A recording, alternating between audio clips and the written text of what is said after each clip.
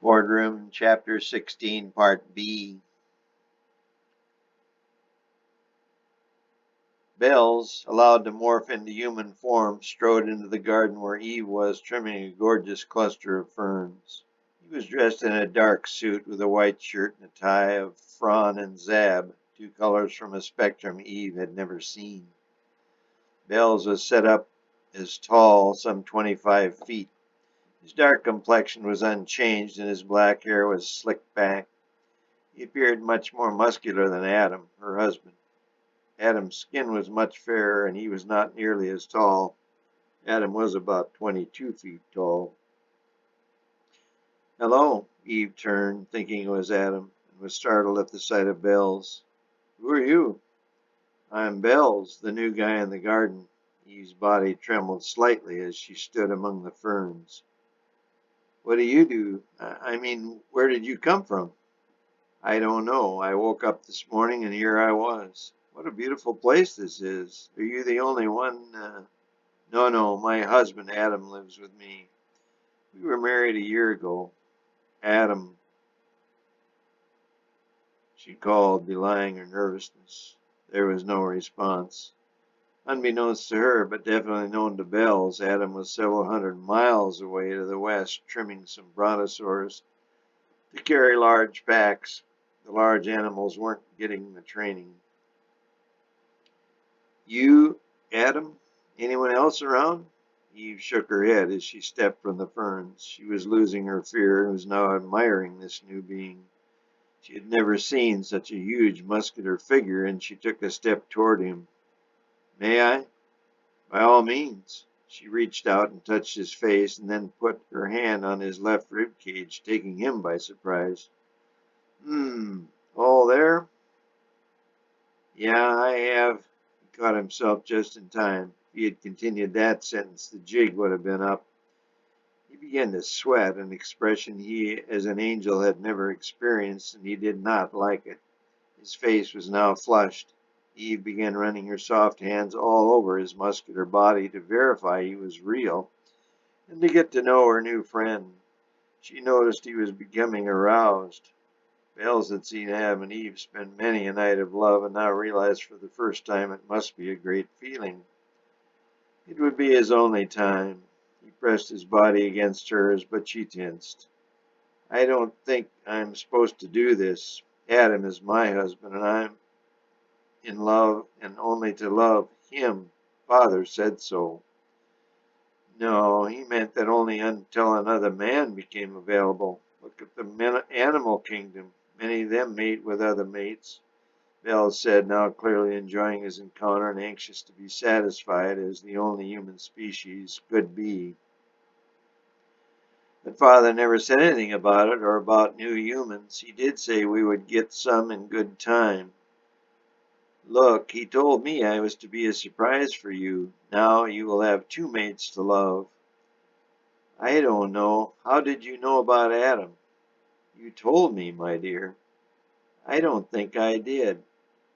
Well, I met him earlier today. He's cool with us, you and me. Bells gestured toward her gorgeous body. He is? Eve looked incredulous, but now was clearly fighting her own attraction to this beautiful man. Sure, totally cool. Come here, let me kiss you, and then tonight you can compare the two of us. Father sent me here to be your new friend and increase your pleasure. Your happiness will grow and grow. He eased his hand around her waist and squeezed, leaning forward to kiss her. I guarantee you'll love making love to me. Father wants you to make me even happier than you think possible. His voice was now a whisper. But as he hugged her tighter, Eve tensed even more. She began squirming to free herself. Somehow she pulled away and stepped back. I must find Adam. It just doesn't feel right. I'll talk to him and Father to see if it's okay. I'm sorry. You are a very nice man. Not nearly as sorry as I am. The big angel turned human and said under his breath, as the most beautiful thing he had ever seen walked sensuously away from him. She knew, but he didn't, that her body language was deliberate, now that she was back in control. I'll meet you here tomorrow at the same time, Eve said, looking back at him. He thought she would be his prize, but as it turned out, he was hers. The moaning and angry epithets that came from Jupiter's boardroom caused tremors on the entire planet. Bells slunk back into the boardroom, a sheepish grin on his face. The stares he received in return bore clear through him. He had blown it, and all realized his failure in round one would cost him the leadership of the Evil Inc. party. But this loss today was forgotten almost immediately. They had lost 28 times before, and all felt their luck was about to change. Jez immediately morphed into a spectacular Nordic-appearing female and strode through the garden to her prey, the equally handsome Adam. "Hi, handsome," she said, when she was about 100 feet from him, but as she knew he had already noticed her, a smile came to his face. The all-in-good-time promise of father must be coming true today.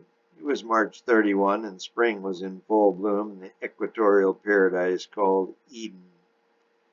Adam immediately noticed the beautiful creature walking upright toward him. Her walk was more staid and deliberate than Eve's. When Eve walked, her feminine sway always drove Adam crazy. Some days they got nothing done but, well, this woman, and he immediately noticed she was a woman, was different. He walked toward her. She was dressed in a long, flowing black dress slit up one side of the waist and cut low in the front. But the main parts of her body, those named by Adam on Eve's body, were not exposed. When she came within reach of him, he held out his hand. She held hers out, palm down, wrist flexed. "Is it customary in this land to kiss a lady?" she said, beckoning him. He wasn't sure what she meant, but somehow reflexively bent forward and kissed her hand lightly, as he would spirits. He immediately noticed a fragrance he had never encountered. "I am Jessie," she said. "And who might you be?" she said. "My name's Adam. You have a beautiful garden here." "So I do. Can I show you around?" "Why, of course." She held out her hand, and he took it. His heart was jumping. He was so happy the day had come when he could finally talk to someone other than Eve. Jessie, able to anticipate his thought, or so she thought, said, "Where is your wife?" I don't. I think she's out in the east in the fern solarium." Adam began to show her some of the plants here in the west desert area when his pet leopard Spots came up to view and approve the new guest. The talk continued at a steady pace. Then Adam said, How did you get here?" Jessie put the second and third fingers of her left hand to his lips and said, "Father asked me to come and visit you. He wants me to get to know you. I can hardly wait for Eve to meet you. She's my wife." "I would very much like that." Adam could not take her eyes off this wonderful new friend. "But first, Father wants us to get acquainted. He has great plans for you." "Can we wait till Eve gets here? She should be along any moment." "Well, Father said I should talk to you in private." She had made the same slip-up as Belle's, but the enamored Adam did not pick up on it either. "Well, okay, I guess. Well, come this way. Eve and I have a little grotto next to the ocean. It will be private there." After they arrived at the beautiful little sea-blue grotto and sat across from one another at a little table, Jessie put her foot up against his leg. "What's your name again?" he asked, taking her hand in his. "Jessie." She was feeling the same hormonal feeling Belle's had, and she liked it too. "And yours is?" she said in jest. "Adam," he said, smiles coming to his face. The two giggled as they both knew. She knew the answer. "Adam?" "Yes." "I am Junior's wife. I bet you didn't know he had a wife." "No, he never mentioned it." Junior and Adam had become quite close, but Junior hadn't been around much since Eve was born. "Well, Junior and I aren't getting along so well, and Pops is thinking of replacing him." "Really?" Adam said with some incredulity. "Who's taking his place? You?" Adam asked. No, you don't understand. I'm part of the Godhead like Junior, but Junior and the father don't get along much anymore either. So Pops is probably going to get rid of him, and he and I both thought you would be the logical choice to succeed him as my husband. But what will Junior? Well, I'm not sure. Maybe he'll become an angel, and maybe he'll come down here and take your spot. He could become Eve's new husband when you are promoted to the position of God. We, Father and I, will give you Junior's spot in the Quaternasia, and then you'll have his power. You can get off this little planet and sail the universe like me. You can visit all the stars and suns and moons, and you can now only see from a distance in the night sky. You can create things, just like Father. If someday you tire of me as your wife, as you have of Eve, you can just create new ones, more to your liking. Why, you could have 365 of them if you like, one for each day of the year. And eventually maybe you could run the whole show, replace Father, and have things all to yourself just the way you want them. She stopped to let things sink in, thinking maybe she had given this weak-brained human too much to digest. But her fears were quickly dissipated. How do I get this new position? I mean, what do I have to do? She began sliding her foot higher. Can I take Spots and Eve with me? His face began to turn red as he realized he was getting aroused. He was beginning to realize that the answer to his last question would be no. But as her foot rode higher and higher up his leg, he wasn't sure he cared. Spontaneously he said, I couldn't leave Eve, though he wasn't sure he meant it. Oh, baby, Jessie said in her best reassuring feminine voice, I'll be your wife, and she, Eve, will also be one of your wives. Or you can choose to let her stay here, and maybe she can be one of Junior's wives. Whatever works for you. She finally reached pay dirt with her foot, and he was melting in front of her eyes, and she could not remember ever being so aroused in her whole life. She was now over 2,000,000 years old. What was your name again? Adam said, now completely distracted. Eve had never used her foot as a sexual weapon on him.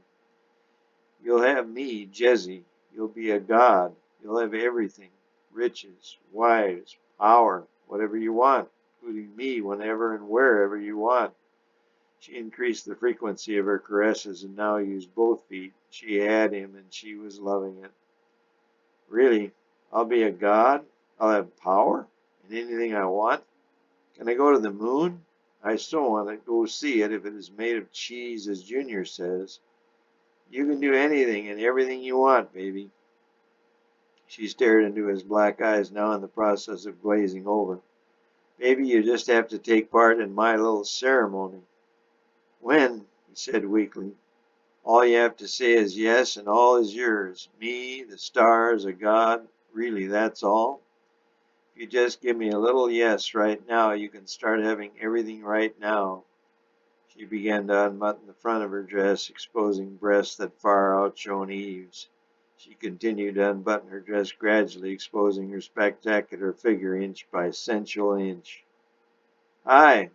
Both Adam and Jessie jumped. They were both speechless and seemingly paralyzed.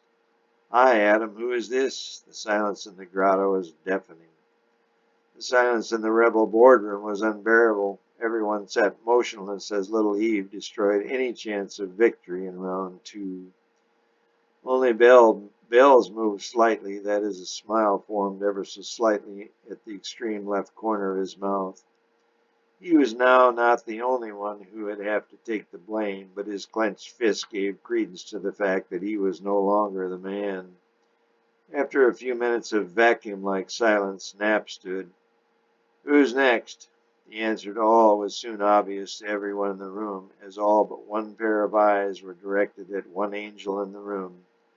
His pair firmly focused on the little blue planet, only a few million miles in the distance.